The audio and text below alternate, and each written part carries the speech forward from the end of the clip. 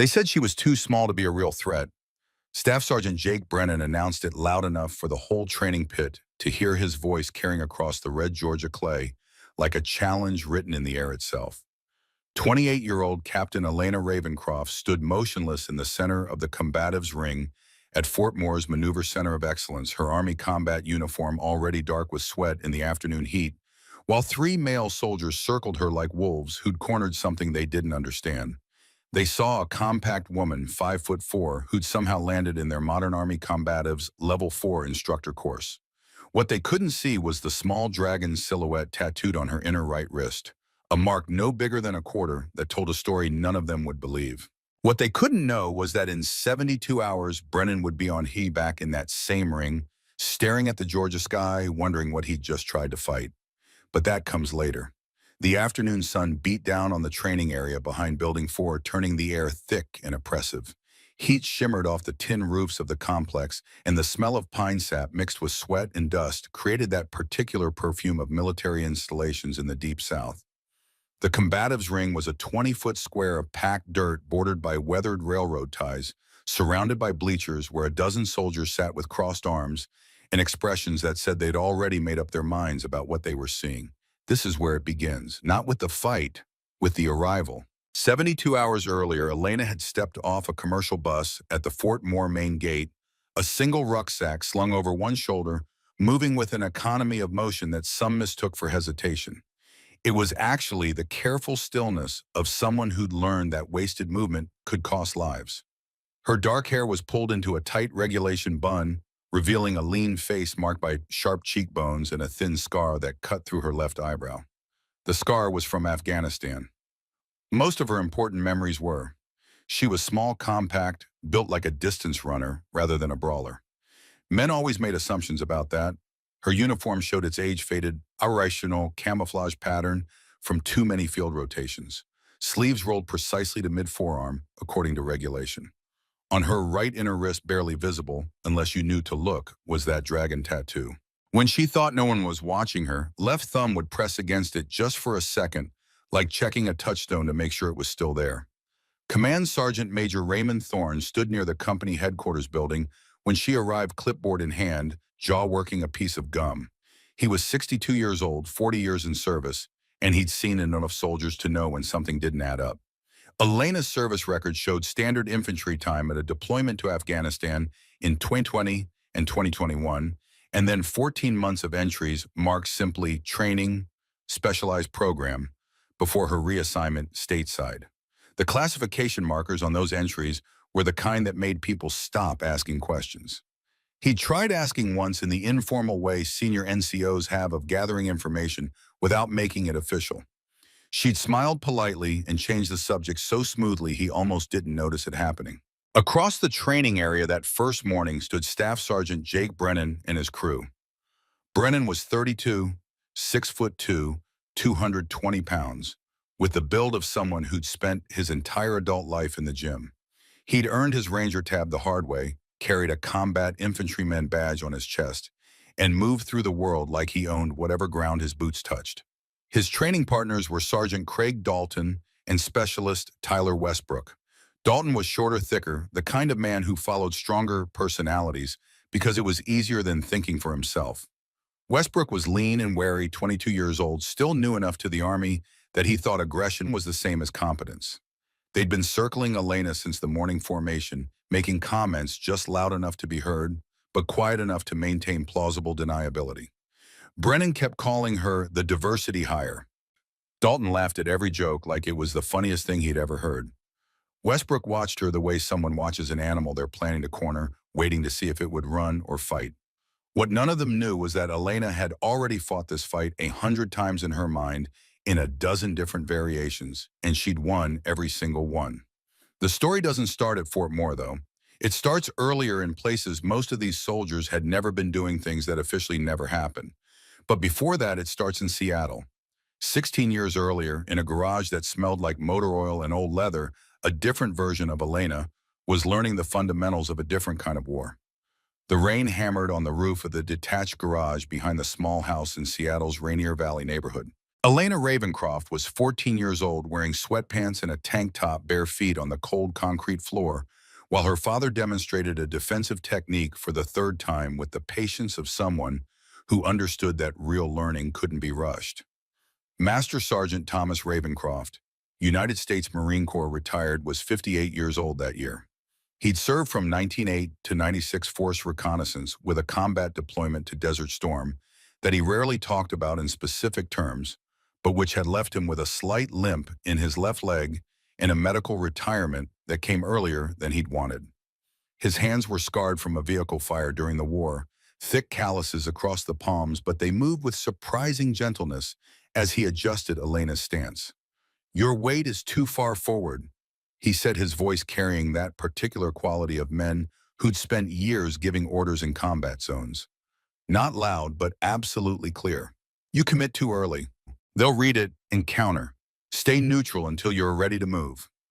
Elena adjusted, shifting her weight back, centering herself. Thomas nodded once, then moved in slow motion through the technique again. It was a basic wrist release, the kind of thing that looks simple until you tried to do it under pressure against someone bigger and stronger. He'd been teaching her since she was, well, first the basic movements, then the principles, then the philosophy underneath it all. "In my war," Thomas said, stepping back and gesturing for her to try it on him, "we learned something important. In the places we operated, we couldn't access half the population.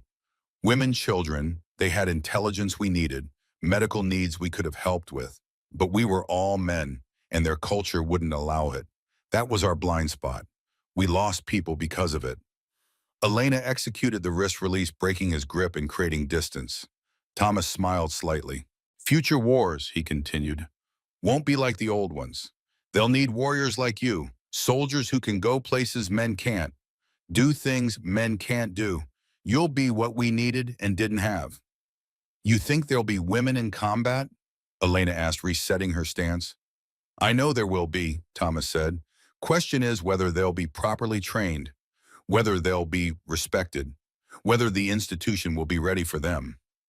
And if it's not," Thomas looked at her with those steady gray eyes that had seen things he'd never fully described, "then you be so good they can't ignore you. Earn everything twice, and when your moment comes, you seize it without hesitation." That philosophy would carry her further than she could imagine that rainy afternoon. The defining moment came 3 years later when Elena was 17. 3 male classmates, all seniors, all bigger than her by 50 pounds or more, cornered her behind the school gym after a basketball game. They'd been drinking, which made them bold and stupid in equal measure. They thought she was an easy target, a small girl walking alone in the dark. They were very wrong. The first one grabbed her arm. She broke his nose with a palm strike to the face using the technique Thomas had drilled into her 1,000 times. The second one rushed in. She used his momentum, turned her hip, threw him over her leg in a basic Osotogari sweep that sent him hard into the pavement. The third one hesitated, which was his first mistake. His second mistake was thinking he could grab her from behind. She drove her elbow into his solar plexus, hooked his leg, took him down, and had him in an arm lock before he understood what was happening. Thomas found her 5 minutes later standing calm near the 3 boys who were still trying to figure out what had hit them. One was holding his bleeding nose. One was curled up trying to breathe. One was cradling his arm where the joint had been stressed almost to the breaking point. Thomas looked at the scene, looked at his daughter, and said nothing for a long moment. "Come with me," he finally said. They drove in silence to the Veterans of Foreign Wars Hall on the south side of town. Elena had been there before, dropping off her father for meetings, picking him up after events, but she'd never been inside during one of their gatherings. Thomas led her through the door into the main room where 4 older men sat around a table playing cards. They all looked up when Thomas entered with Elena. There was something in his expression that made them set down their cards without question. "Gentlemen," Thomas said, "my daughter just put 3 grown men on the ground behind her high school, used techniques I taught her. Did it without panic, without hesitation, without losing control. I think it's time you met her properly." The 4 men stood. Elena recognized them from neighborhood gatherings, 4th of July barbecues, the kind of community events where veterans tended to cluster together, speaking their own language of shared experience. Gunnery Sergeant Patrick O'Sullivan, retired, was 68 years old that year. He'd served with the Marines Force Recon deployed to Desert Storm in 1990 when he was 31. He was tall, lean, still moved like a man who could cover ground quickly when needed. His specialty had been marksmanship and small unit tactics. Chief Warrant Officer James Kowalski retired with 66. Army Special Forces 5th Group Desert Storm veteran who'd operated behind enemy lines during the air campaign. He'd been a survival instructor before retirement, the kind of man who could build a shelter from nothing and make fire in a rainstorm. Colonel William Blackwood retired with 70. Marine infantry officer, combat veteran of multiple deployments, tactical planning specialist. He'd been the one making the big decisions while younger men executed them. Age had slowed his body, but not his mind, and Thomas Ravencroft completed the circle. The youngest of them at 59, but carrying the same weight of experience, the same understanding of what war really meant. "You have warrior spirit," Thomas said to Elena in front of these men who knew what that meant. "But spirit without discipline is just violence. Spirit without wisdom is just destruction. These men taught me. Now they'll teach you." For the next 4 years, from age 14 to 18, Elena Ravencroft received an education that wasn't available in any school. 3 afternoons a week plus weekends, she trained with these 4 Gulf War veterans who decided that the next generation of warriors deserved everything they'd learned the hard way. Gunny O'Sullivan taught her to shoot. Not just point and pull the trigger, but the full discipline of marksmanship. Breathing control, trigger squeeze, sight picture, follow through. They'd drive out to private land owned by a friend of his, and she'd spend hours with a .22 rifle learning the fundamentals. Later, when she was older, he'd progress her to pistol, then carbine, then precision rifle. He taught her weapon maintenance, malfunction clearance, the mindset of controlled aggression. Combat shooting isn't about accuracy at leisure. O'Sullivan would say, his Boston accent still strong after decades in Washington. It's about acceptable accuracy under extreme stress. You learn to make the shot that's good enough fast enough when your heart is trying to beat out of your chest and you haven't slept in 2 days. Chief Kowalski taught her survival skills in field medicine. How to navigate without GPS, how to find water, how to build shelter, how to move through terrain without being detected. He taught her trauma care, the kind of practical medicine that kept people alive in the minutes before professional help arrived. Tourniquet application, wound packing, airway management, the brutal calculus of triage. In Desert Storm, Kowalski told her, "We operated in small teams, sometimes days from support. You had to be able to keep yourself and your team alive with what you carried. That hasn't changed. Technology gets better, but the fundamentals remain." Colonel Blackwood taught her how to think like a tactician. He'd set up scenarios, force her to make decisions under pressure, critique her reasoning afterward. Attack or defend, move or stay, engage or evade.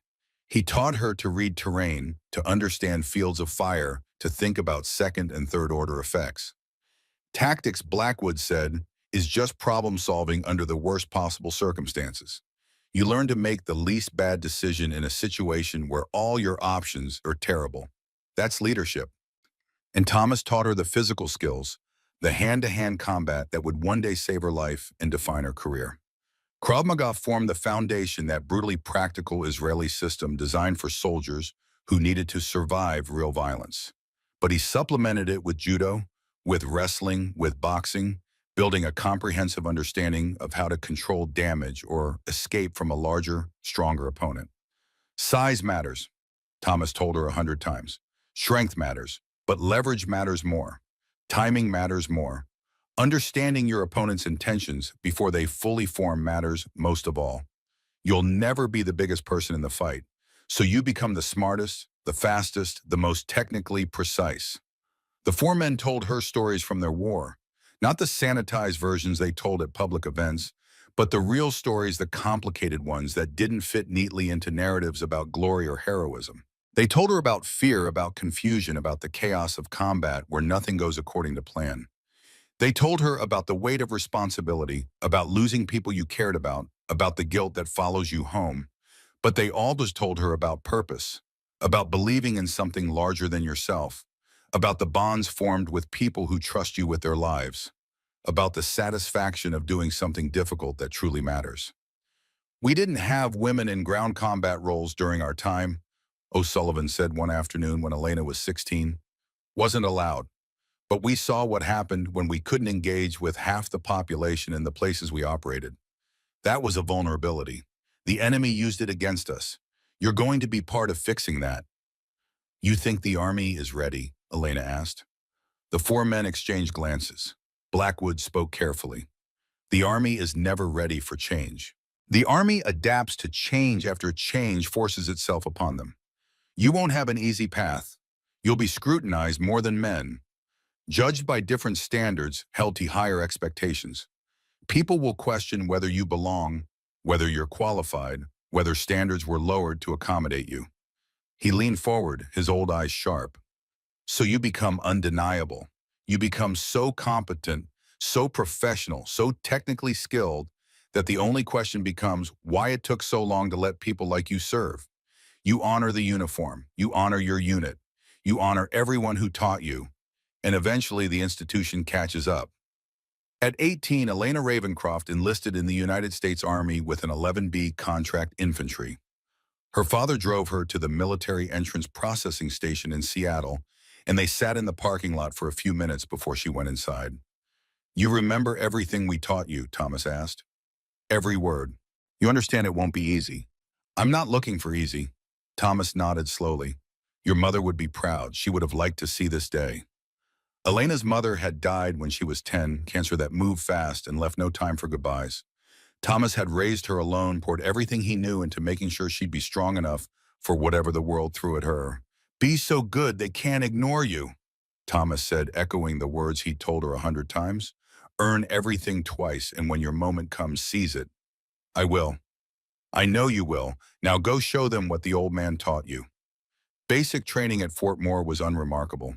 Infantry one-station unit training was easier than expected. Elena didn't stand out, didn't showboat, just consistently performed in the top 10% of every evaluation. She was strong enough, fast enough, skilled enough. The male soldiers in her company mostly ignored her or accepted her. A few made comments. She let it slide. It wasn't time yet. The real test came during her first deployment, March 2020. Elena was 23 years old, assigned to 2nd Battalion 87th Infantry Regiment, deployed to Kandahar Province, Afghanistan. The war was winding down by then, a slow de-escalation that still killed people regularly, but no longer dominated headlines back home. Most combat operations had transitioned to Afghan forces with American units providing support training and quick reaction capability. Elena was attached to a female engagement team providing security. The FET's mission was straightforward, on paper complex in execution. They moved with infantry units into villages and compounds, but while the men talked to fighting-age males, the FET engaged with women and children. Intelligence collection, medical assessment, relationship building, accessing the half of the population that male soldiers couldn't effectively reach. The team leader was Major Sarah Callahan, 38 years old, 15 years in service, tough as tungsten, and twice as sharp. She'd come up through the enlisted ranks, earned her commission through Green to Gold program, done 3 previous deployments. She had no patience for incompetence and infinite patience for people willing to learn. Callahan spotted something in Elena within the first week. The way she moved, the way she processed information, the calm she maintained under stress.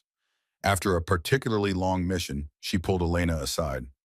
You've had training beyond what the Army gave you, Callahan said. It wasn't a question. Elena hesitated, then nodded. My father, Force Recon Gulf War. He and some of his veteran friends taught me.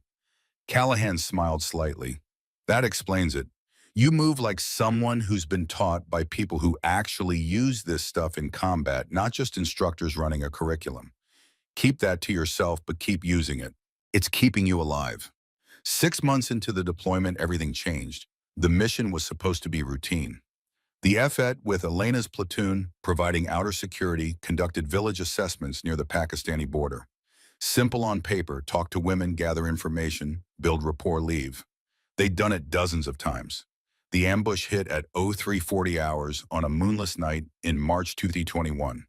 The team was moving between compounds in a small village, using night vision and thermal optics, 4 vehicles in a loose convoy.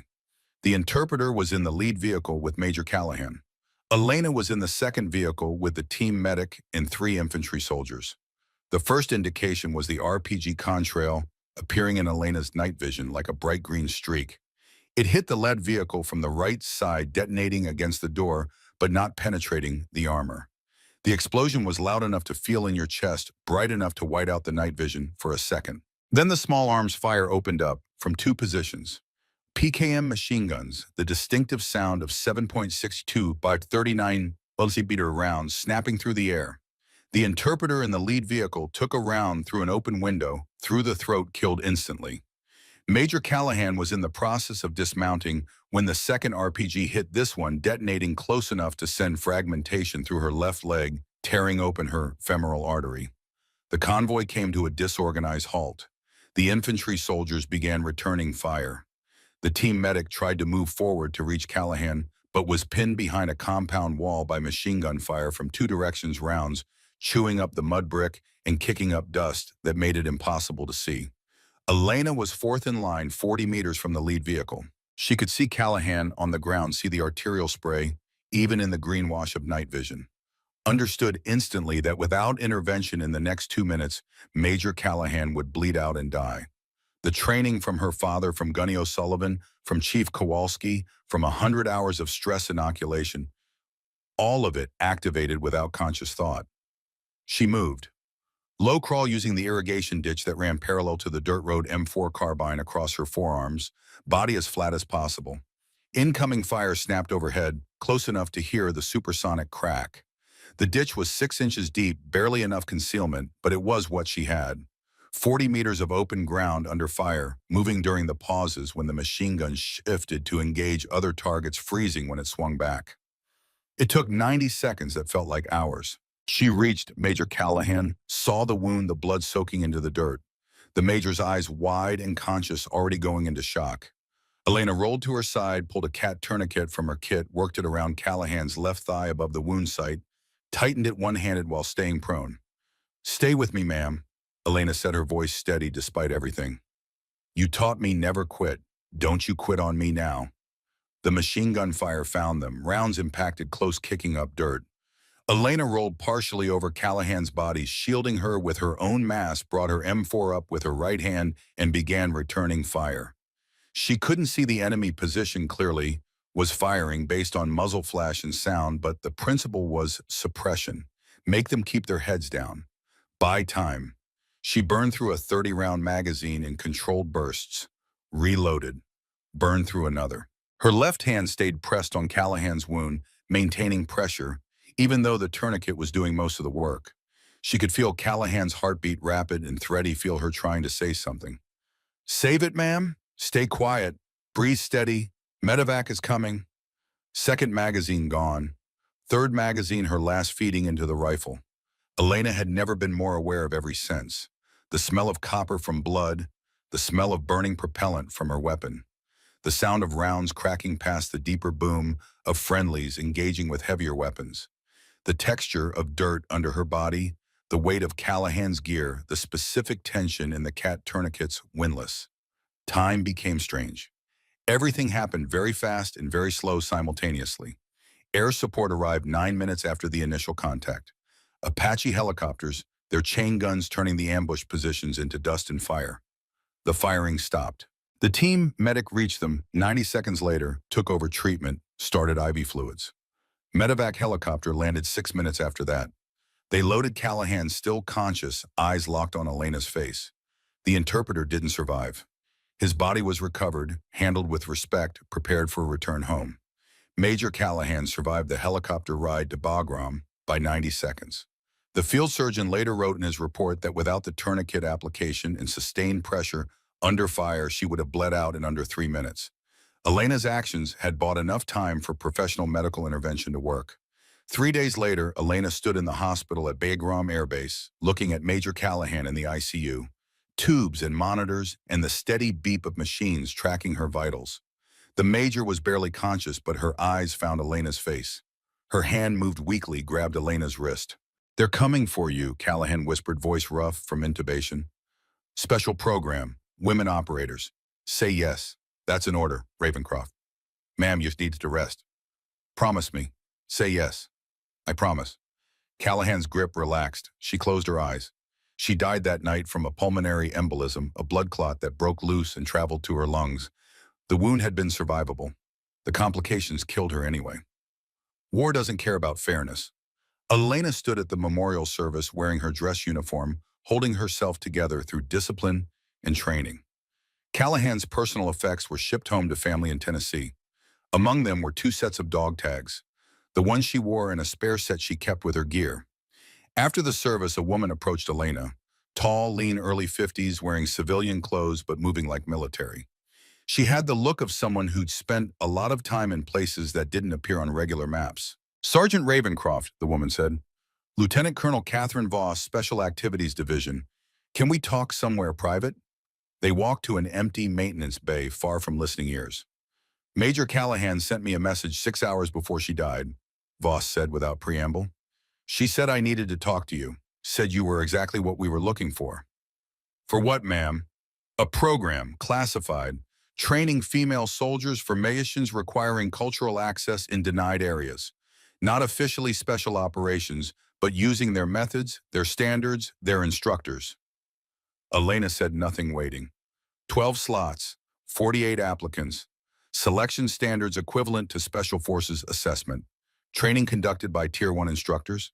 Israeli Krav Maga specialists, Delta Force close quarters, battle experts. Ranger qualified, medical personnel.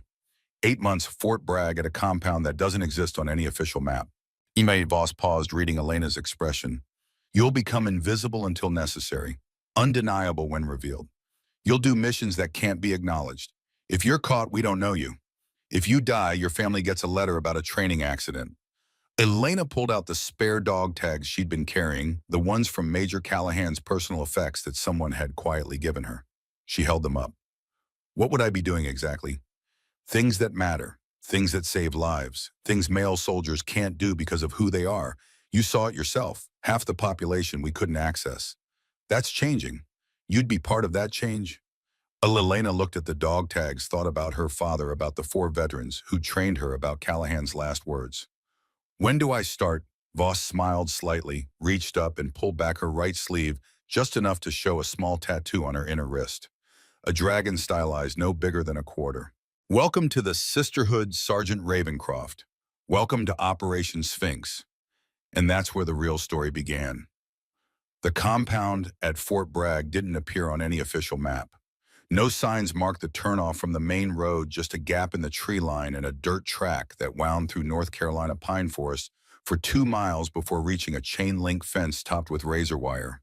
The guards at the gate wore no unit patches, no name tapes, just blank fatigues and weapons held with the casual competence of people who knew how to use them. Elena arrived on a gray morning in May 2021, 1 month after Major Callahan's death, sitting in the back of an unmarked van with 5 other women. Nobody spoke during the drive. They'd all received the same instructions: pack light, tell no one.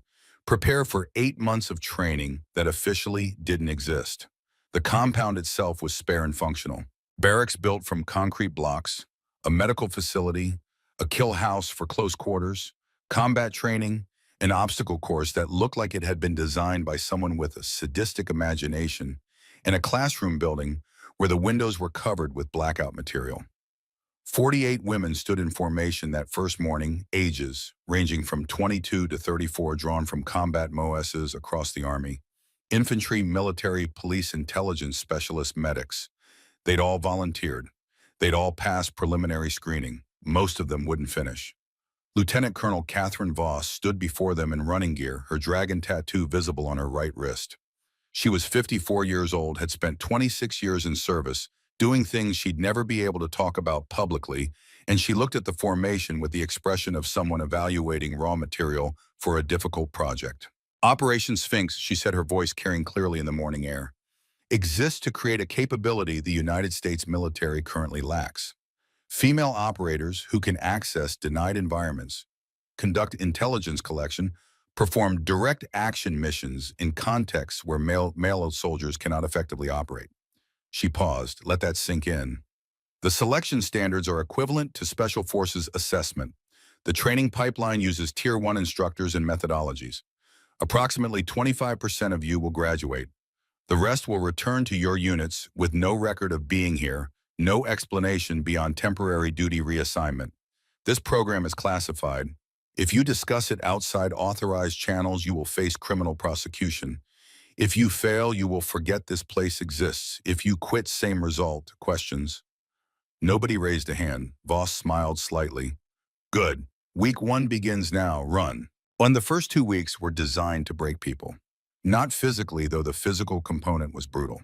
12-mile ruck marches with 65-pound packs in under 3 hours. Obstacle courses run until muscle failure. Combat fitness assessments that pushed everyone past what they thought were their limits. But the real pressure was psychological. Sleep deprivation, constant evaluation, the grinding awareness that every mistake was being recorded, every weakness identified. 15 women quit in week 1. They simply decided the cost wasn't worth the reward, walked into the administrative building, and signed the paperwork that would send them back to their previous assignments. No judgment, no shame, just a recognition that this particular path wasn't for them. 9 more were cut in week 2, not because they quit, but because the cadre determined they didn't have the right combination of attributes. Too slow to adapt, too rigid in their thinking, unable to handle ambiguity. Good soldiers, just not right for this specific mission set. Elena survived those first weeks by remembering everything her father and his friends had taught her. When the ruck march felt impossible, she heard Gunny O'Sullivan's voice. Pain is just information. Note it and move on. When the sleep deprivation made her want to quit, she remembered Chief Kowalski. Fatigue makes cowards of us all. The warrior acknowledges the fatigue and performs anyway. When the evaluators pushed her to make decisions under pressure, she heard Colonel Blackwood, perfect information doesn't exist. Make the least bad decision with what you have. By week 4, 24 women remained. The cadre shifted from breaking people to building them. The Israeli instructor arrived in week 5. He was short, compact, maybe 40 years old with scars on his hands, in a manner that suggested he'd seen more combat than he'd ever discuss. He'd served with Sayeret Matkal, Israel's premier special operations unit, and he taught Krav Maga not as a martial art, but as a survival system. Fighting is not sport, he said on the first day, his accent thick, but his English clear. Fighting is chaos. Fighting is when someone is trying to kill you, and you must kill them first or die. Everything I teach you is about that moment. Forget fair, forget rules. Survive by any means necessary. The training was brutal and practical. Eye strikes, throat strikes, groin attacks, joint destructions. How to fight from inferior positions. How to access weapons when you're being controlled. How to create space when someone larger is trying to crush you. How to transition from empty hand to knife to gun in a single fluid movement. Elena absorbed it like a sponge. Her father had taught her the fundamentals, but this was the advanced course taught by someone who'd used these techniques in actual combat. She practiced until the movements became automatic, until she could execute them. Exhausted, injured under stress in the dark. The instructor noticed. After a particularly intense session, he pulled her aside. You've trained before, he said. Not army training, something else. My father, Gulf War veteran, he and his friends taught me. The instructor nodded slowly. They taught you well. You have foundation. Now we build the house. He tapped his temple. But remember, the best fight is the one you don't have. Be invisible. When you must be seen, be undeniable. Week 8 brought SARE training, survival, evasion, resistance, escape.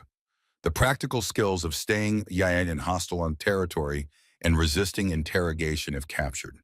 They were driven into the woods with minimal equipment, given a grid coordinate 40 miles away, and told to reach it within 72 hours while a hunter force tried to capture them. Elena partnered with a woman named Lieutenant Jessica Torres, 29 years old, intelligence specialist with 2 previous deployments. They moved through the North Carolina wilderness using techniques Chief Kowalski had drilled into Elena years earlier. They avoided trails, moved at night, used terrain for concealment. They reached the extraction point in 68 hours. Then came the resistance phase. Captured, hooded, placed in stress positions, subjected to sleep deprivation, and simulated interrogation. The point wasn't to teach them to resist forever. Nobody could. The point was to teach them how to buy time, how to manage information, how to protect critical intelligence, even under extreme duress. Elena broke on hour 68, gave up false information, fed them a cover story that sounded plausible. The interrogator smiled and released her. In the debrief, the instructor explained she'd held longer than most Delta Force operators in the same scenario. But remember this feeling, he said, the helplessness, the fear, the knowledge that you told them things you didn't want to tell them. Remember it and do everything in your power to never be captured for real. 8 more women quit during SEER Week. The psychological pressure was too much. They'd volunteered for challenge, not torture. No one blamed them. Week 12 brought trauma medicine, taught by Ranger-qualified physician assistants who'd done multiple combat deployments. The training went far beyond standard combat lifesaver certification. Surgical cricothyrotomy, creating an emergency airway when someone's throat was crushed. Needle decompression for tension. Pneumothorax when air trapped in the chest cavity was crushing the lungs. Hemorrhage control for wounds that regular tourniquets couldn't address. They practiced on pig cadavers on high-fidelity mannequins that bled realistic blood, and eventually on each other under controlled circumstances, actually performing procedures up to the point where real damage would occur. The training was designed to remove hesitation. In combat, hesitation killed people. They needed to be able to cut into human flesh without freezing to make life or death medical decisions in seconds. Elena's hands never shook. The instructors noticed. Her background that night in Afghanistan with Major Callahan had prepared her for this in ways most of the other students hadn't experienced. 4 more women were cut during medical training, not because they couldn't learn the procedures, but because they couldn't perform them under stress. In the simulations where explosions were detonating, instructors were yelling, and multiple casualties needed treatment simultaneously, they froze. Good people, but not ready for this level of intensity. By week 16, 12 women remained. The cadre announced they'd survived selection. Now came the actual training. Delta Force instructors taught close quarters battle. Room clearing with live ammunition, multiple shooters moving through structures, making split-second decisions about threats. They learned to transition seamlessly from rifle to pistol to shoot while moving to engage targets in confined spaces where one mistake could kill a teammate. The training was conducted in the Kill House, a modular facility that could be reconfigured into different layouts. At first, they used simulation ammunition. Then they progressed to live fire with role players acting as hostages and threats. The stress was immense. The learning curve was steep, but gradually over hundreds of repetitions, the skills became ingrained. Elena's background with the Gunny O'Sullivan gave her an advantage. She already understood marksmanship fundamentals, already knew how to manage a weapon under stress. Now she was learning to apply those skills in 3-dimensional environments with teammates depending on her judgment. Cultural operations training came from instructors who'd spent years working in denied areas. They taught the nuances of engaging with populations that didn't trust Americans, didn't trust outsiders, didn't trust women in non-traditional roles. How to build rapport. How to ask questions that didn't sound like interrogation. How to observe and gather intelligence while appearing to do something completely different. Your gender is your advantage, one instructor said. In most traditional cultures, women talk to women about things they'd never discuss with men. You can access information that male operators cannot. But you must be culturally competent. You must understand the local context. You must build genuine relationships, not just extract intelligence. The training included language basics for multiple regions, understanding of religious and cultural practices, and practical skills like how to dress appropriately, how to navigate social structures, how to recognize when you're being tested or deceived. Week 24 brought the integrated training exercise, a 72-hour field problem that combined everything they'd learned. Navigate to multiple objectives, conduct reconnaissance, perform a direct action mission in the kill house, provide trauma care to simulated casualties, evade a hunter force, extract to a designated point. Elena's partner was Jessica Torres. They'd trained together since week 8, developed an understanding that came from shared hardship. The exercise began at midnight on a cold October night. They were given minimal equipment, a series of grid coordinates and instructions that were deliberately vague. For 68 hours, everything went according to plan. They navigated successfully. They gathered the required intelligence, They executed the direct action mission in the kill house, flawlessly cleared 4 rooms, neutralized 6 threats, extracted a hostage role player without injury. Then, at hour 68, Jessica landed wrong coming off a rope obstacle and broke her ankle. The sound was audible, a crack that made Elena's stomach drop. Jessica went down, couldn't put weight on the leg, face pale with pain. They were 8 miles from the extraction point. The hunter force was between them and the objective. The rules allowed for calling a safety abort, but that meant automatic failure of the exercise. Elena looked at Jessica. Jessica looked back. "Leave me," Jessica said. "Complete the mission." "Not happening." "That's an order, Sergeant." "With respect, ma'am, I'm not leaving you. We finish together or we don't finish." Elena fashioned a splint from branches, and paracord gave Jessica an improvised crutch, and then simply picked her up in a fireman's carry. 135 pounds of soldier, plus gear, plus weapons. She settled the weight across her shoulders and started moving. 8 miles through North Carolina forest in the dark, carrying a casualty, evading a hunter force that had thermal optics in superior numbers. Elena drew on everything Chief Kowalski had taught her about land navigation and movement.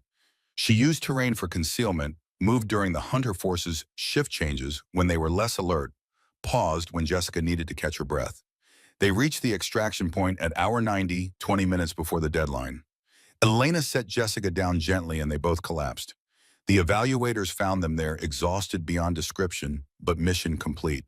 The lead instructor, a grizzled Special Forces sergeant major with 28 years in service, looked at them and shook his head slowly. "First time anyone's completed this exercise, carrying a casualty the full distance," he said. "Most people call the safety abort. Some people leave their partner and complete solo. Nobody carries someone 8 miles and makes the timeline." He extended his hand to Elena. She shook it, too tired to speak. "You've got something special, Ravencroft. Don't ever lose it." Week 32, graduation day. 12 women stood in formation, 12 out of the original 48 who'd started.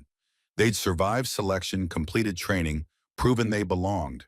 They represented something the American military had never had before, a cadre of female operators trained to the same standard as Special Operations Forces. The ceremony was private. No cameras, no press, no official record. Just the 12 graduates, the cadre who'd trained them, and a handful of senior officers who'd supported the program from the shadows. Lieutenant Colonel Voss gave a short speech. "You are weapons the enemy will never see coming, invisible until necessary, undeniable when revealed. You don't exist on paper, but you exist where it matters, in the dark places where this country needs you most. You will do missions that cannot be acknowledged. You will face dangers that won't be recognized. You will save lives that will never know you saved them. That is the burden you have chosen to carry. I'm honored to serve with you." Then came the tattoo ceremony. One by one, each woman received the small dragon mark on her inner right wrist, the symbol of Artemis, goddess of the hunt, protector of women. Small enough to be discreet, permanent enough to last forever. A mark of completion, of capability, of belonging to something that officially didn't exist. Elena sat in the chair and watched the tattoo artist work. The needle stung, but she barely noticed. When it was done, she looked at the small dragon on her wrist and felt something shift inside her. She was no longer just Elena Ravencroft, infantry soldier. She was something more, something harder to define but impossible to deny. The sisterhood, the 12 who'd survived. They didn't all like each other, didn't all agree on everything, but they shared something that no one else could understand. They'd been through fire together, literally and metaphorically, and come out forged into something new. The missions began immediately. They were split into teams and deployed to different theaters. Elena found herself back in Afghanistan for 6 months, then Syria for 4 months, then Yemen for 3 months. The work was exactly what they'd trained for, accessing populations. Male soldiers couldn't reach, gathering intelligence through relationships. Male operators couldn't build, providing medical care that opened doors conventional forces couldn't open. She worked village operations in Afghanistan, building networks of women who provided information about Taliban movements. She conducted medical support missions in Syria, treating children in areas where any American military presence was officially denied. She tracked high-value targets in Yemen by developing relationships with their family members, particularly the women who knew everything but told male interrogators nothing. The work was dangerous, exhausting, and absolutely essential. Elena saw the impact directly. Intelligence she gathered led to the capture of 3 Taliban commanders. Medical care she provided saved dozens of civilian lives and built goodwill that made populations more willing to cooperate with coalition forces. Relationships she developed provided early warning about attacks that saved American lives. She was good at it, better than good. Her natural empathy combined with her technical training created something powerful. She could project strength when needed and vulnerability when appropriate. She could read people, understand their motivations, build genuine connections even across vast cultural differences.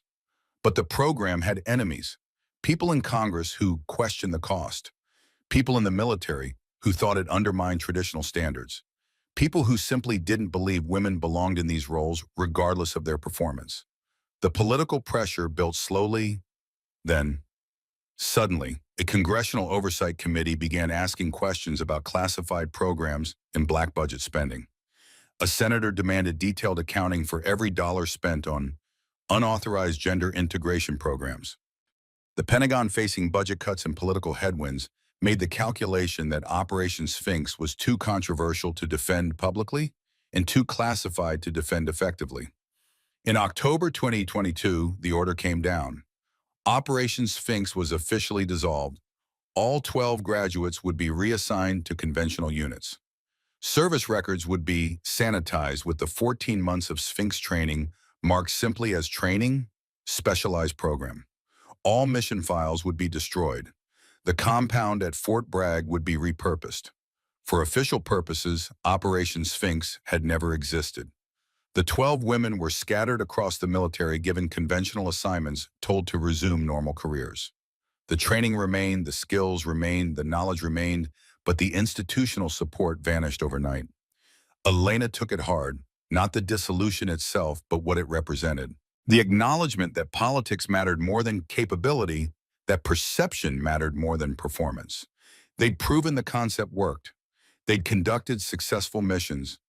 They'd done exactly what the program was designed to do, and none of it mattered because someone in Washington had decided it was politically inconvenient.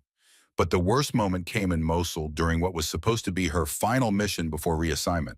The mission was supporting a Delta Force hostage rescue operation. American aid workers held by ISIS remnants intelligence indicated they were being moved, window of opportunity closing fast. Elena's element was providing outer security and preparing to conduct immediate medical treatment on freed hostages. The breach went perfectly. Delta assaulters hit the compound at 0300 hours, cleared it in 90 seconds, secured the hostages. Elena's element moved forward to begin casualty care. That's when the secondary IED detonated. It was command wire initiated, someone watching from a distance, waiting for the perfect moment. The explosion hit one of the up-armored vehicles in Elena's element, the blast powerful enough to flip it, the secondary fragmentation turning the interior into a kill zone. Elena was 20 meters away when it happened. She ran toward the burning vehicle without thinking, pulled open the damaged door, started dragging people out. The first 2 were injured but alive. The third was Lieutenant Jessica Torres, her partner from training her friend from 100 missions. Jessica was still alive when Elena got her out of the vehicle, but the injuries were catastrophic. Fragmentation through the torso, internal bleeding that no field medicine could address. Elena knew it immediately, had seen enough combat casualties to recognize unsurvivable wounds. She held Jessica anyway. It applied pressure to wounds that were bleeding too fast, called for medevac that would arrive too late. Jessica looked up at her, blood on her lips, recognition in her eyes. "Tell my daughter," Jessica said, voice barely a whisper. "Tell her I was doing something important. You're going to tell her yourself. Stay with me. Tell her I loved her. Tell her I died doing something that mattered." Jessica's eyes lost focus. Her breathing stopped. Elena felt the moment her heart stopped beating, that terrible stillness that separated the living from the dead. She sat there holding Jessica's body until the medics physically pulled her away. At the memorial service, Elena stood in her dress uniform and received Jessica's spare dog tags from the unit commander. 2 sets now, Major Callahan's from Afghanistan, Lieutenant Torres's from Iraq. She kept them both in a small wooden box, carried them everywhere. Reminders of the cost of this work. When the orders came through reassigning her to conventional duty, Elena called her father. Thomas Ravencroft was 71 years old now, still living in Seattle, still sharp despite the years. "They're shutting down the program," Elena said, pretending it never existed. "But you existed. You did the work. They can't take that from you." "Feels like they're trying to." "Then you find another way to use what you learned. The institution fails all the time. Individual warriors still have purpose. Find yours." Elena thought about that for a long time. Find purpose. Use what she'd learned. Teach the next generation. Eventually the path became clear. She volunteered for the Modern Army Combatives Level 4 instructor course at Fort Moore, not running from her past, weaponizing it. If the Army wouldn't let her operate anymore, she'd teach others to operate. If Sphinx couldn't exist officially, its knowledge would survive through the people she trained. The paperwork went through. Orders to Fort Moore, Georgia, 8-month course. If she graduated, she'd be qualified to teach the Army's highest level of hand-to-hand combat to instructors across the force. She arrived in September 2024, 28 years old, carrying 2 sets of dog tags and a dragon tattoo that told a story no one would believe. What she didn't know was that Staff Sergeant Jake Brennan had been at Fort Moore for 6 months working as an assistant instructor, and he'd already decided she didn't belong before he ever met her.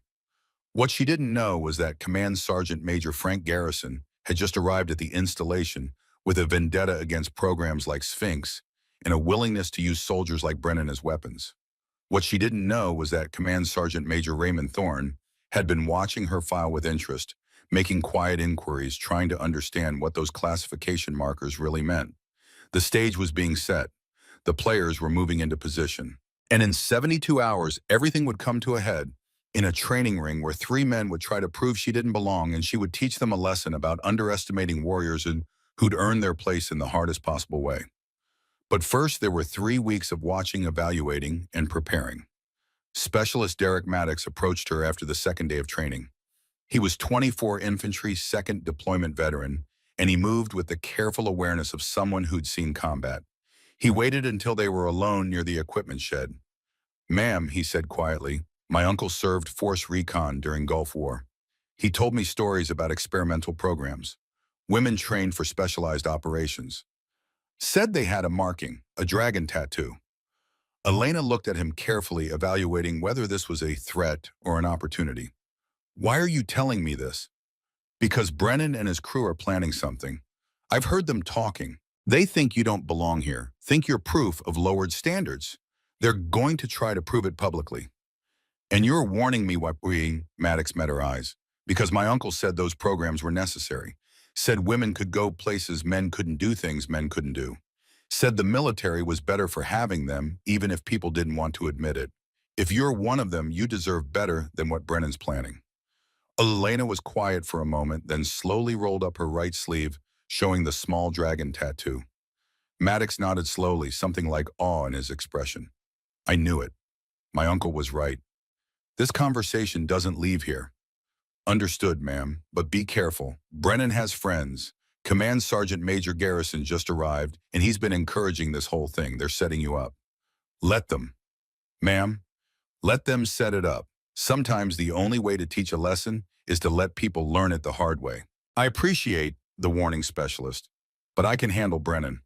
What Elena didn't say was that she'd already identified Brennan as a threat on day 1. She'd watched him, studied his movement patterns, noted the old shoulder injury that made him favor his right side, cataloged his techniques and tendencies. She'd done the same with Dalton and Westbrook. She'd run through scenarios in her mind, planned responses, prepared for a confrontation. Because that's what Sphinx had taught her. That's what her father had taught her. That's what 4 Gulf War veterans had drilled into her when she was a teenager in a garage in Seattle. Be ready, be prepared. When the moment comes, execute without hesitation. Command Sergeant Major Thorne watched Elena teach a class on day 10 and saw something that confirmed his suspicions. The way she moved, the way she broke down techniques, the precision of her demonstrations. This wasn't someone who'd learned combatives from Army instructors. This was someone who'd been trained by people who'd used these skills in actual combat in contexts where mistakes meant death. After class, he made a phone call to an old friend, a retired Special Forces colonel he'd served with in Iraq. "I've got a captain in my instructor course," Thorne said. Service record shows 14 months of classified training. Classification markers I've never seen before. She moves like your guys, teaches like your guys. What am I dealing with here? The colonel was quiet for a long moment. Ray, I can't talk about specific programs, but if you've got a soldier with that kind of background, my advice is simple. Trust her, protect her if you can, and for God's sake, don't underestimate her. That's what I thought. Thanks. Thorne hung up and made a decision. Whatever Brennan was planning, whatever Garrison was encouraging, he would allow it to proceed to a point, but he would maintain control. He would be the safety officer. He would ensure it didn't go too far. And if Elena was who he thought she was, she'd handle herself just fine. On day 12, Brennan filed his formal complaint. Elena was teaching unauthorized techniques, creating safety risks. Her presence was a distraction and a liability. The complaint was detailed, professional-looking, and completely calculated to force a response. Thorne investigated, reviewed the techniques Elena taught, compared them to doctrinal standards. Everything she taught was within parameters. Some of it was more advanced than standard curriculum, but it wasn't unauthorized. She was making other instructors look less capable by comparison, and that was the real complaint. He told Brennan the complaint was unfounded. Brennan's face went red. 2 days later, the proposal came through official channels. A 3-on-1 demonstration match. Training evolution focused on defensive tactics under numerical disadvantage. Brennan, Dalton, and Westbrook against Elena. Controlled techniques, immediate stop on taps, Thorne as primary safety officer. Thorne should have denied it immediately, should have recognized it for what it was, shut it down, protected Elena from institutional harassment.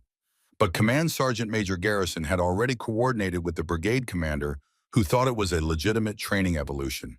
And Thorne was 62 8 months from retirement, in no position to fight battles with senior leadership. So he approved it with conditions.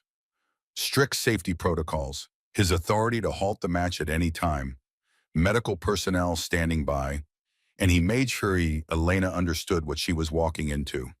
"Captain," he said, pulling her aside, "you don't have to do this. This is Brennan trying to embarrass you publicly. I can still shut it down." Elena looked at him with those calm eyes that had seen things he couldn't imagine. "Sergeant Major, with respect, you can't shut this down." "Not really. Even if you stop this specific match, the attitude remains. The belief that I don't belong, that standards were lowered, that my presence undermines the institution. This isn't about one training evolution. It's about a lesson that needs to be taught. And you're confident you can teach that lesson. I was trained by people who fought in your war, Sergeant Major. By people who understood that competence has no gender requirement.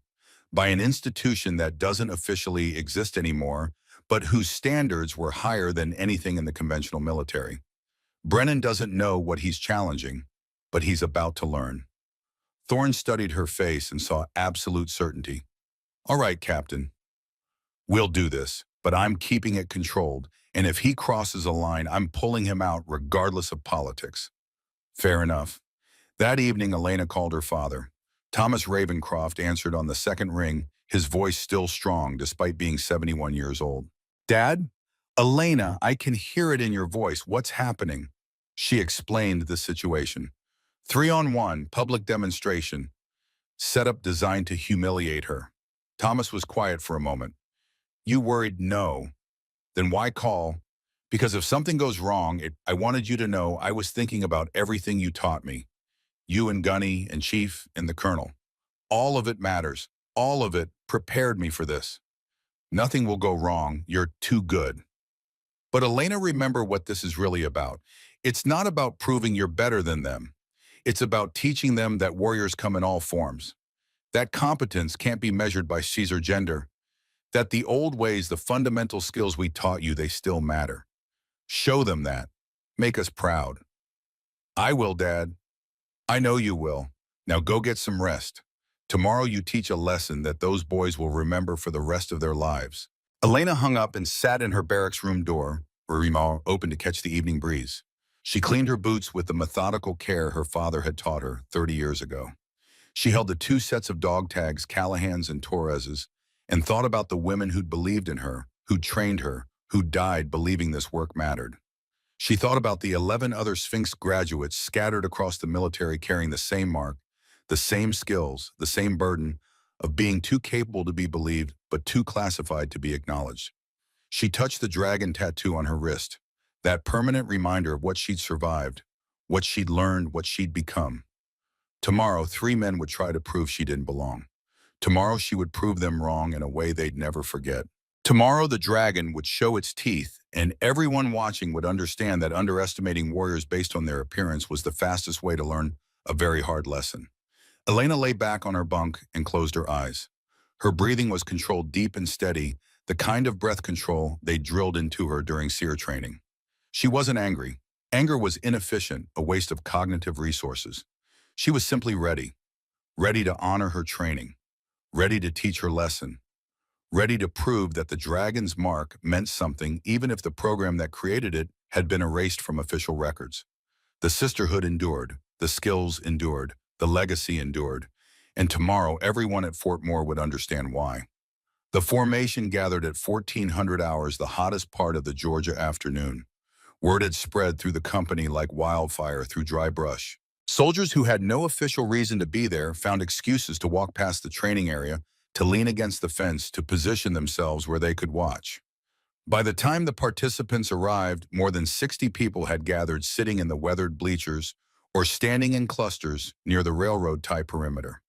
Command Sergeant Major Raymond Thorne stood at the ring's edge, whistle around his neck, face carefully neutral. He'd been doing this job for 40 years, had seen every kind of soldier, every kind of situation. This one made him deeply uncomfortable, but he'd made his decision. He would allow it to proceed under strict control, and he would be ready to intervene the instant it went wrong.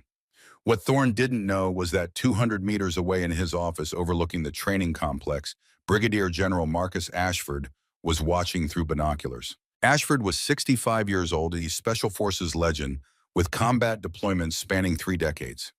He'd been observing the situation for 3 weeks, ever since an old friend at the Pentagon had called to tell him one of the Sphinx graduates was at Fort Moore and facing institutional resistance. Ashford had fought to keep Operation Sphinx alive during the political battle that ultimately killed it. He'd lost that fight, but he'd made damn sure the 12 graduates were protected when they scattered back to conventional assignments. Now one of them was being set up for public humiliation, and he intended to see how she handled it before deciding whether to intervene. Staff Sergeant Jake Brennan entered the ring first, flanked by Sergeant Craig Dalton and Specialist Tyler Westbrook. They'd coordinated their appearance, all three wearing identical PT shirts, identical expressions of grim determination. Brennan rolled his neck, shook out his arms, looked at the gathering crowd like a gladiator entering the arena. His confidence was absolute. He was 6'2", 220 pounds, Ranger qualified, with years of combatives training. He was facing a woman 8 inches shorter and 90 pounds lighter. In his mind, the outcome was predetermined. This was just about making the lesson public. Dalton bounced on his toes, feeding off Brennan's energy mirrors to his friend's aggression. Westbrook tried to look confident, but his eyes kept darting to the spectators, to Thorne, to the medical personnel standing ready. He was 22 years old and beginning to understand he'd been swept up in something larger than he'd realized. Elena Ravencroft walked in alone. No ceremony, no posturing, no dramatic entrance. She simply stepped over the railroad tie boundary and moved to the center of the ring, settling into a neutral stance. Feet shoulder-width apart, hands loose at her sides, weight centered and balanced. Her face was empty of expression, not blank, but calm, the kind of calm that came from absolute preparation, meeting absolute confidence. She wore standard PT gear, nothing special, nothing that would give advantage or disadvantage. Her dark hair was pulled back in a tight bun. The dragon tattoo on her inner right wrist was barely visible, just a hint of ink that most spectators wouldn't notice. She touched it once briefly, a gesture so small that only someone watching closely would see it. Then her hands returned to her sides, and she waited. Thorne stepped to the center of the ring, positioned himself where he could see all 4 participants, and went over the rules one final time. His voice carried clearly across the training area, no microphone needed. This is a controlled training evolution. All techniques must maintain partner safety. Tap verbal submission, or my whistle means immediate stop. Any soldier who fails to comply will be removed from this course and face disciplinary action under the Uniform Code of Military Justice. Medical personnel are standing by. I have authority to halt this match at any time for any reason. Are these rules understood? His eyes lingered on Brennan when he said it. Brennan nodded, jaw set, barely containing his eagerness. Thorne looked at Elena. She gave a single nod, economical and precise. The whistle blew. Brennan came in fast, trying to use his size to overwhelm Elena in the opening seconds. He shot for a double-leg takedown, the fundamental wrestling technique, head down and driving forward with all his weight, arms reaching to grab both her legs and drive her to the ground. Elena pivoted 45 degrees to her right, minimal movement, just enough. His momentum carried him past her into empty air, where she'd been standing a fraction of a second earlier. Before he could recover his balance, before he could reset, Elena was already moving. She controlled his back, threading one arm under his near armpit, while her other hand gripped his belt, using his own forward pressure against him. She took him down to the mat with technique that looked effortless, looked simple, looked like something anyone could do. The spectators who knew combatives understood immediately what they were seeing. That wasn't luck. That was timing refined through thousands of repetitions, reading an opponent's intention before they fully committed, using their own aggression as the weapon against them. Elena released Brennan immediately, not from kindness, but from tactics. She rolled away and rose to her feet as Dalton rushed in from her left side. He threw a wide hook punch, telegraphing the movement with his shoulders, committing his weight too early. Elena slipped inside his reach, making herself smaller, and executed an Osotogari sweep, major outer reap, her right leg hooking behind his left while her hands controlled his upper body. Dalton hit the ground hard enough that the impact drove air from his lungs in a grunt that carried across the training area. Westbrook came from her right, trying to time his attack while she was focused on Dalton. He attempted a body lock, arms reaching to wrap around her torso and use his size advantage. Elena felt his approach through peripheral vision, that awareness they'd trained into her during Sphinx, understanding space and movement without needing to look directly. She dropped her level, suddenly changing her height, slipping under his arms. Then she drove her shoulder into his abdomen just below the rib cage, a targeted strike that disrupted his breathing and his balance. Westbrook stumbled backward, coughing, trying to recover. Brennan was up again, angrier now, breathing harder. The easy victory he'd expected hadn't materialized. He came in with more caution this time, trying to use his wrestling base properly. He set up a collar tie hand behind Elena's neck, the other controlling her arm, and started to drive forward with his weight advantage. For 3 seconds, it looked like it might work. He was moving her backward, using his mass, his strength, everything he'd been taught about controlling opponents. Then Elena turned her head sharply, a small movement that disrupted his grip. Structure broke his hand position. She used his forward pressure, that fundamental principle her father had taught her 1,000 times, and executed a lateral drop.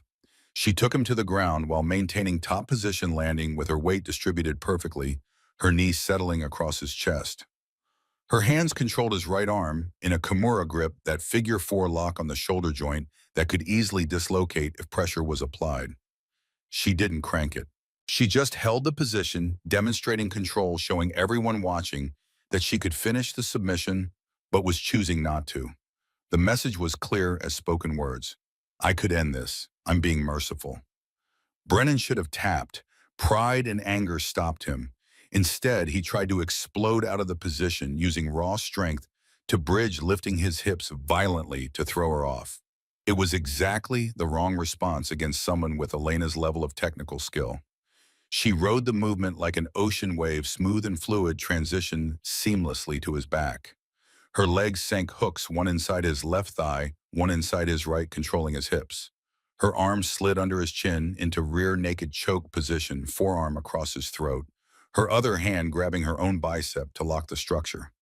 She held it there without squeezing, without applying pressure, just positioning. The threat was implicit. One squeeze and blood flow to his brain would stop. He'd have seconds before unconsciousness. She had complete control, and everyone watching knew it. Thorne stepped forward, ready to call the match, but Elena released before Brennan could tap, before the intervention became necessary. She rolled away, came to her feet, and reset to neutral position. Brennan remained on his hands and knees for a moment, breathing hard, the first real doubt appearing in his eyes. The pattern repeated for 2.5 minutes that felt much longer to everyone watching. 3 men attacking with increasing desperation, using their size, their strength, their numerical advantage, everything they had. and Elena moving through them like water through rocks, always a half second ahead of where they thought she'd be reading their intentions, exploiting their mistakes, demonstrating a level of technical mastery that made their advantages irrelevant. She wasn't flashy. There were no spinning kicks, no dramatic throws, nothing designed for show. Every movement had purpose. Every technique was fundamental. Every transition was efficient.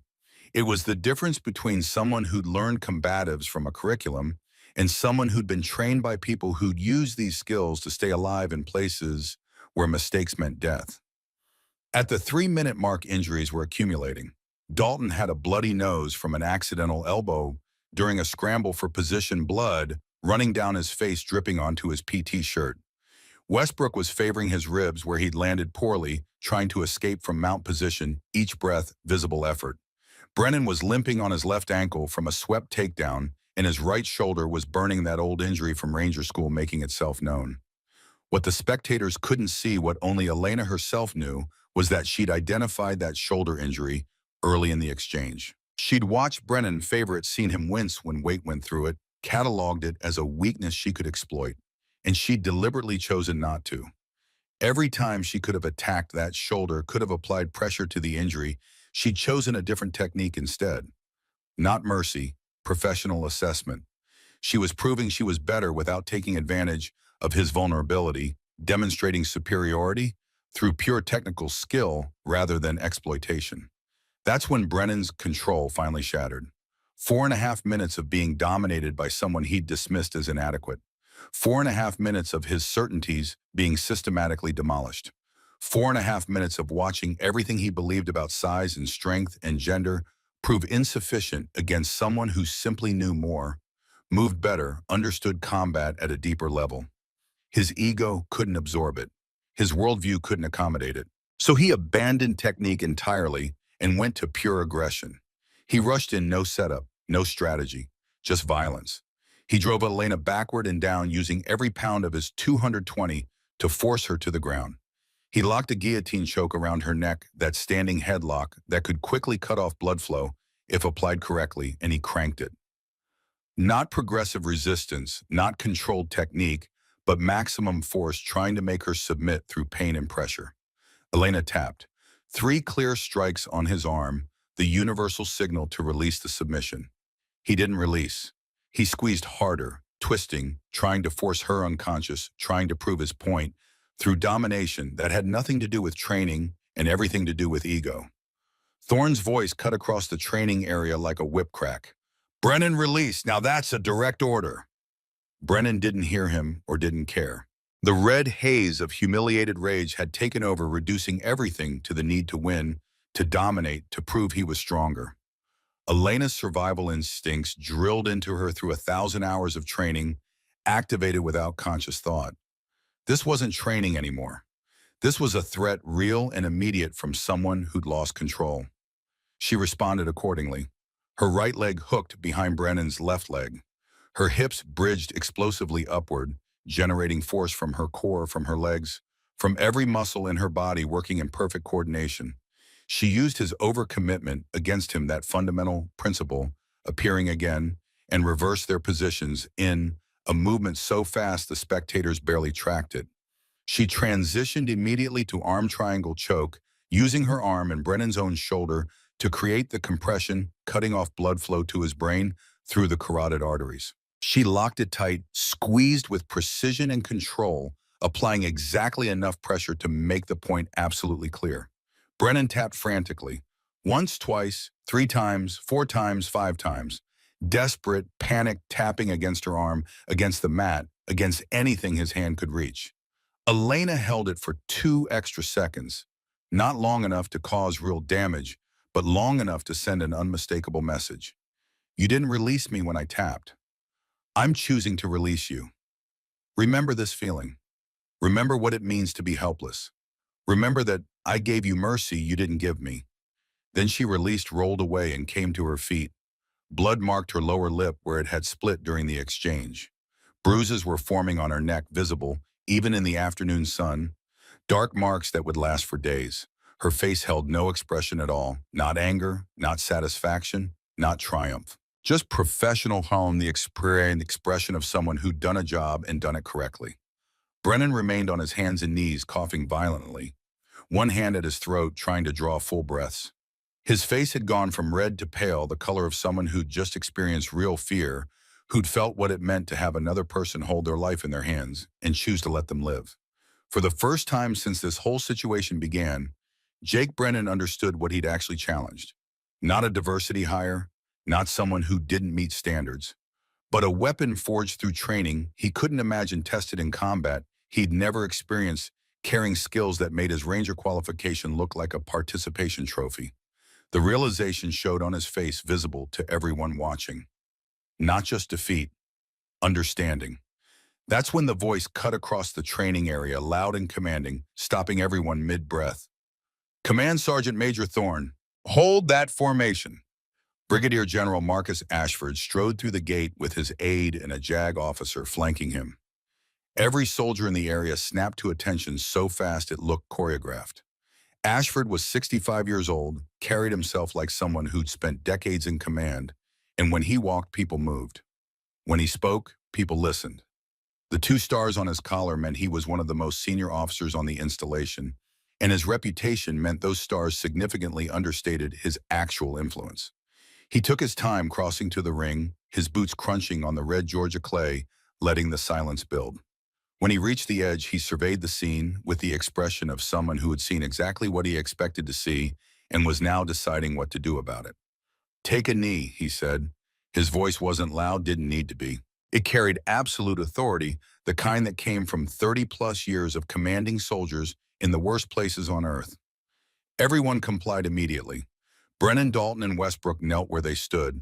The spectators in the bleachers remained seated, but went absolutely still. Elena took a knee with the others, though Ashford's eyes tracked to her specifically for just a moment, some unspoken acknowledgement passing between them. Thorne remained standing, as was his right as the senior NCO present, but even he looked uncomfortable with what was coming. Ashford clasped his hands behind his back and began speaking in a tone that combined disappointment, calculation, and something harder to define. I've been observing this course for 3 weeks, he said. Received a formal complaint about a soldier allegedly not meeting standards. The complaint was detailed, professional-looking, signed by a Ranger-qualified NCO. So I took it seriously.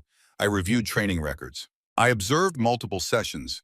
I consulted with subject matter experts who've trained personnel for missions I still cannot discuss in this setting. He paused, let that information settle like dust after an explosion. Today's demonstration was particularly educational.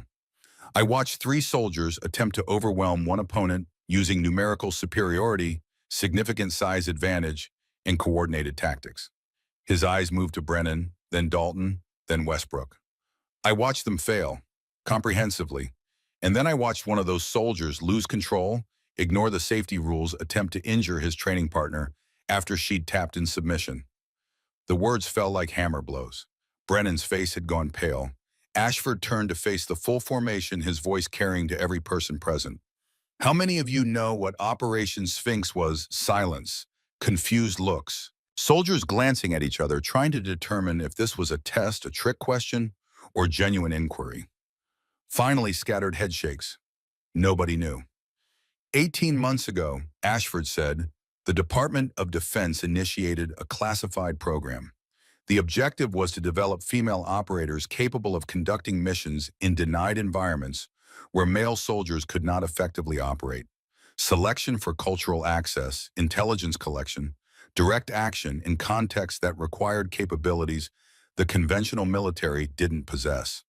He let that sink in, watched understanding begin to dawn on faces. Selection standards were equivalent to Special Forces assessment and selection.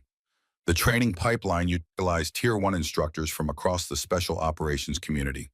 Israeli Krav Maga specialists from Sayeret Matkal, Delta Force close quarters, battle experts, SEAL Team 6 hand-to-hand combat instructors, Ranger qualified physician assistants teaching trauma medicine at the highest level. People were starting to understand where this was going. The noise level dropped to absolute silence. The program operated for 16 months before budget complications and political considerations forced termination. 48 applicants from across the United States Army, infantry, soldiers, military, police, intelligence specialists, combat medics, all volunteers, all with prior deployment experience.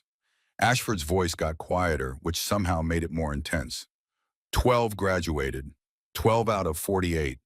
The rest either quit or were cut for not meeting standards. Those 12 women were then deployed on classified missions across multiple theaters, conducting operations I cannot describe in detail, but which directly contributed to national security objectives and saved American lives. He turned and looked directly at Elena, and now everyone followed his gaze. Captain Elena Ravencroft, 8 years of service, infantry, 11 Bravo MOS, deployed to Afghanistan 2000 through 2021, 2nd Battalion 87th Infantry Regiment, Kandahar Province, attached to a female engagement team. The formality of his tone made it clear this was official recognition, not casual conversation. In March 2021, her element was ambushed during village operations near the Pakistani border. The interpreter was killed instantly. The team leader, Major Sarah Callahan, was hit by RPG fragmentation that severed her femoral artery.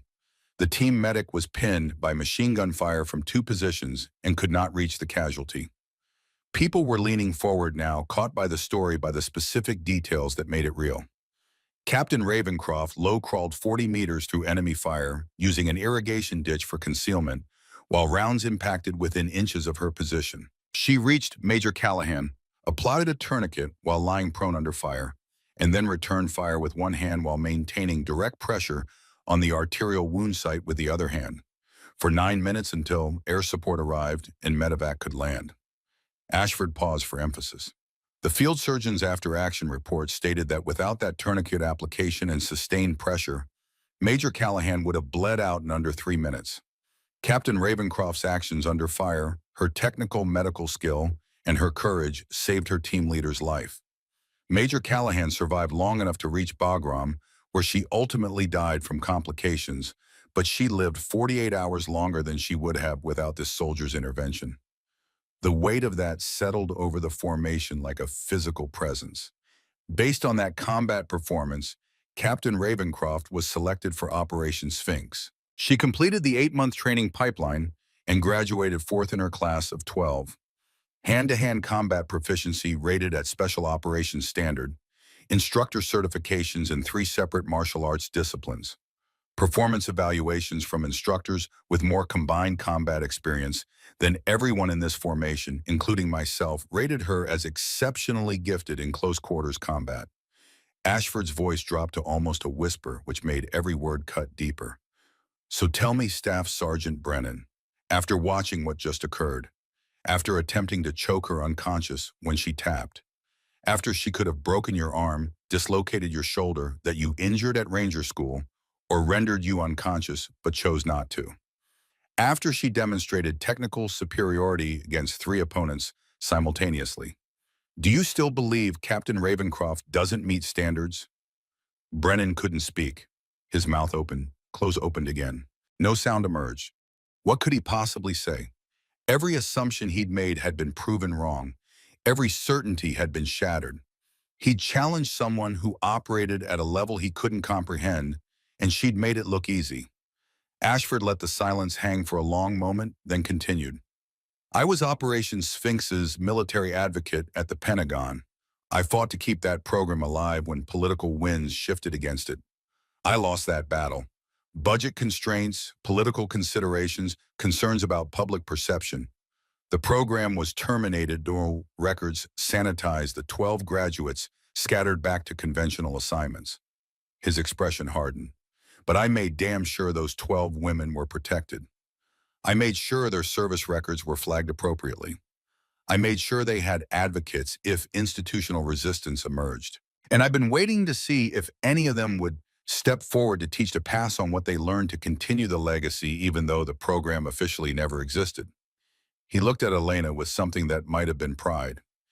Captain Ravencroft is the first. She volunteered for this instructor course, not because she's running from her past, but because she's weaponizing it. She's here to teach the next generation of soldiers what she learned in places I cannot name, doing things I cannot describe at a level most of you will never reach. Ashford turned back to the full formation.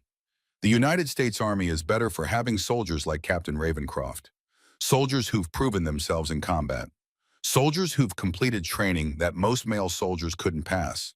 Soldiers who understand that capability has no gender requirement, that competence is demonstrated through performance, and that the warrior ethos transcends any demographic category. He let that settle, then delivered the final blow. I'm directing the following actions. Staff Sergeant Brennan, you will receive a General Officer Memorandum of Reprimand for training safety violations. You will be reassigned to Fort Cavazos, Texas, pending a formal investigation. You are removed from this course effective immediately. Brennan's career was over. A Gomor was career-ending for an NCO.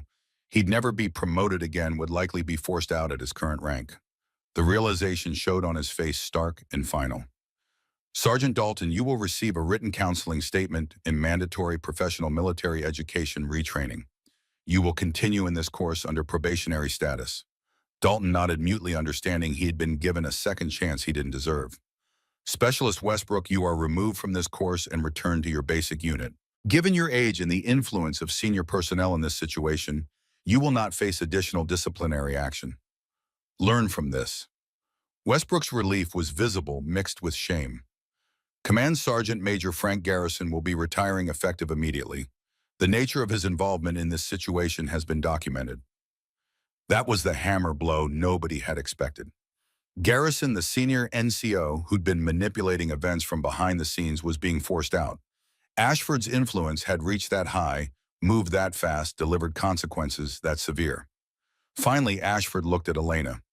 Captain Ravencroft, you will continue in this course. Based on your performance to date, I expect you'll graduate at the top of your class. The United States Army needs instructors of your caliber. Carry on. Elena came to her feet, stood at attention. Yes, sir. Ashford nodded once, then addressed the full formation a final time. Everyone here witnessed something important today. You witnessed what happens when assumption meets reality, when prejudice meets performance, when someone who's been underestimated demonstrates exactly why that underestimation was a mistake. Remember this, learn from it, and understand that the military is changing, must change, will change, regardless of anyone's personal comfort with that change. Dismissed. The formation broke. Soldiers moved away in clusters, talking in low voices, processing what they'd witnessed. The spectators in the bleachers filed out slowly, many of them looking back at Elena, with expressions ranging from respect to awe to confusion. 5 days later, the official actions came through exactly as Ashford had promised. Brennan received his Gomor and orders to Fort Cavazos. Garrison's retirement was processed with unusual speed. Dalton and Westbrook received their counseling and continued with their assignments, both of them noticeably quieter, notably more professional. Elena continued the instructor course. She trained, she taught, she demonstrated, she helped other students improve. Nobody made comments about diversity anymore. Nobody questioned whether she belonged. The dragon tattoo on her wrist became something people noticed and wondered about, but didn't ask about directly. Command Sergeant Major Thorne found her 2 days after the incident, standing near the training area, watching a new class run through basic grappling progressions. He approached carefully, hands visible, body language open. Captain, he said, I should have stopped it sooner, should have protected you better, should have recognized what Garrison was building toward and shut it down before it got to that point. Elena looked at him with those calm eyes that had seen too much. You couldn't have stopped it, Sergeant Major. Not really. Even if you denied the specific match, the attitude would have remained. The belief that I don't belong, that standards were lowered, that my presence undermines the institution. This wasn't about one training evolution. It was about a lesson that multiple people needed to learn. Still, I should have done better. You approved it with safety measures. You were ready to intervene. You did your job.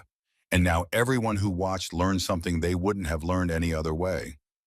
Sometimes education requires demonstration. Thorne studied her face. Gulf War taught me a lot of lessons. One of them was that women are force multipliers in ways the conventional military didn't want to acknowledge. Took us 40 years to start catching up to that reality. Keep teaching, Captain. We need it. The following Monday, Elena stood in front of a formation of 28 soldiers beginning their Level 4 combative certification. She didn't mention what had happened, didn't reference her background, didn't explain the dragon tattoo. She simply demonstrated a technique, a basic hip throw from collar-tie position, broke it down into components, and asked for volunteers to practice. Specialist Derek Maddox stepped forward first, the young soldier who'd warned her about Brennan's plans. Then a staff sergeant who'd been in the audience during the match. Then two more. Then another. Then the entire class was engaged, asking questions, taking notes, treating her exactly like what she was, an expert teaching her craft. After class, Maddox approached near the equipment shed. He looked uncertain, like someone working up courage to ask a difficult question. "Ma'am," he said quietly, "is it true what General Ashford said about Operation Sphinx? About the training, the missions, all of it?" Elena looked at him for a long moment, evaluating whether this was appropriate, whether answering would violate security protocols, whether the truth would help or hurt. Finally, she rolled up her right sleeve slightly, just enough to show the small dragon tattoo on her inner wrist. "The program doesn't exist anymore," she said carefully. "Officially, it never existed at all. But what it taught us, what we learned, that doesn't disappear just because paperwork gets destroyed. Skills don't vanish when institutions fail. Knowledge persists. You want to learn what I can teach, I'll teach you. Not because you're special, because you're willing to work." Maddox nodded slowly, something like reverence in his expression. "Yes, ma'am, absolutely. My uncle always said the military would be better when it figured out how to use all its warriors properly. I think he was right. Your uncle sounds like a wise man. Tell him thank you for his service and for teaching his nephew to think clearly." That evening, Elena sat in her barracks room, door open, to catch the breeze, cleaning her boots with the methodical care her father had instilled in her decades ago. The two sets of dog tags sat on her wall locker, Callahan's and Torres's, catching the last light from the window. She thought about the other 11 women from Operation Sphinx scattered across installations worldwide, carrying the same mark, the same skills, the same burden of being too capable to be believed, but too classified to be acknowledged. Her phone rang. She smiled when she saw the caller ID. "Dad?" "Elena, how did it go?" She told him everything. The match, the intervention, Ashford's speech, the aftermath. Thomas Ravencroft listened without interrupting, the way he'd always listened, giving her space to process through speaking. When she finished, he was quiet for a moment. "Your mother would be proud," he said finally. "God rest her soul, she would have loved to see this. So am I. So are the others. I talked to Gunny in Chief and the Colonel this morning. They're calling you the Dragon Lady at the VFW Hall. They mean it as the highest possible compliment. Tell them thank you. Tell them everything they taught me mattered. It all came together yesterday in ways they'd understand. They know, Elena, you understand what you did right. You didn't just win a fight. You taught a lesson that'll ripple out beyond Fort Moore. Every person who watched, who heard about it, who tells the story to someone else. You proved something important. That the old ways, the fundamental skills, the warrior knowledge we pass down, it transcends demographics. It's about competence, not categories. That's what I hoped. Visit next month. The guys want to see you, want to hear the stories you can tell, want to know their work mattered. It did matter, Dad. Every hour you spent teaching me, every lesson, every principle, all of it prepared me for this." After they hung up, Elena's phone buzzed with a text message from an unknown number. Encrypted, sender anonymous, but she recognized the protocol. One of the other Sphinx graduates. 11 sisters watching. We saw what you did. General Ashford made sure we knew. The Dragon legacy continues through you. Proud doesn't cover it. Denver next month. All 12. Time to discuss our future. Viper. Elena stared at the message for a long moment. Catherine Voss, their training officer, their advocate, still protecting them from the shadows, still maintaining the network, still ensuring the sisterhood endured even though the institution that created it had been erased. She typed a quick response. "I'll be there." Reaper. Elena set the phone down and looked at the dragon tattoo on her wrist. Tomorrow she would teach. The work continued. The legacy endured.